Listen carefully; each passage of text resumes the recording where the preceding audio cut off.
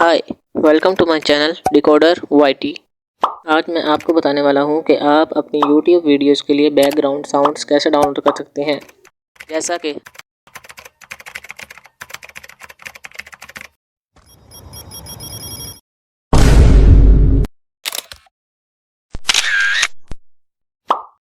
तो सिंपल से आपने मेरी इस वीडियो को लाइक एंड चैनल को सब्सक्राइब कर देना है, साथ वाले बेल नोटिफिकेशन को भी क्लिक कर देना है और फिर आपने मेरी इस वीडियो की डिस्क्रिप्शन को ओपन करना है और नीचे जाएंगे तो आपको एक लिंक मिलेगा। आपने उस पर क्लिक करना है और आप एक वेबसाइट पर पहुंच जाएंगे जहां पर आपको 30 साउंड्स मिल जाएंगे। वहां पर आपने इन साउंड्स को डाउनलोड कर लेना है।